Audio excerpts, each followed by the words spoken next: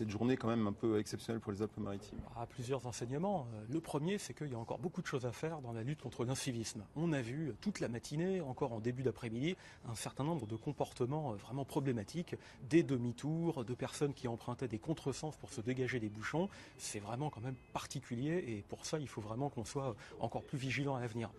Autre enseignement, on voit une fois de plus à quel point les Alpes-Maritimes sont un territoire sensible aux péripéties, aux incidents qui affectent son réseau routier et autoroutier.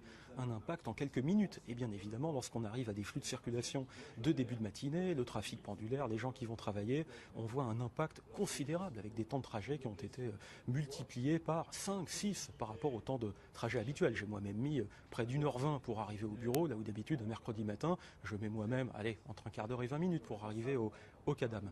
Dernier enseignement, c'est sur la communication.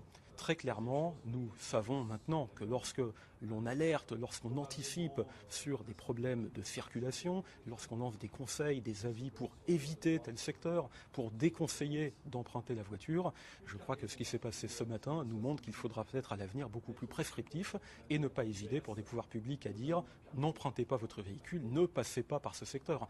Le problème, c'est que c'est compliqué et beaucoup de gens n'ont finalement pas beaucoup d'autres choix. L'idée de bloquer la totalité finalement des axes de communication routiers sur le département, c'est une hypothèse qui est envisageable? Alors, c'est une hypothèse qui se travaille soigneusement, parce qu'il ne faudrait pas répondre à un problème par une autre difficulté encore plus accrue. Le problème, c'est que pour faire une échappatoire à l'autoroute A8, il n'y a pas 50 000 options, il n'y en a qu'une ou deux, et elles-mêmes, ces options, vont avoir pour conséquence peut-être d'encalminer un certain nombre de l'agglomération de la métropole ou des communes limitrophes de la métropole. Donc il faut vraiment travailler attentivement, il faut faire attention à ce que l'on fait. Ce qui est sûr, c'est que les Alpes-Maritimes et le littoral, ça forme un complexe, un système. Tout fonctionne ensemble. On a vu lorsqu'il y a eu des problèmes d'ordre public à l'aéroport, tout communique très vite. Il y a des effets de mécanique des fluides qui sont extrêmement rapides et donc il faut faire très attention à ce que l'on fait. C'est pour ça que je dis que les solutions, il faut y travailler. Ce qui s'est passé ce matin n'est pas satisfaisant.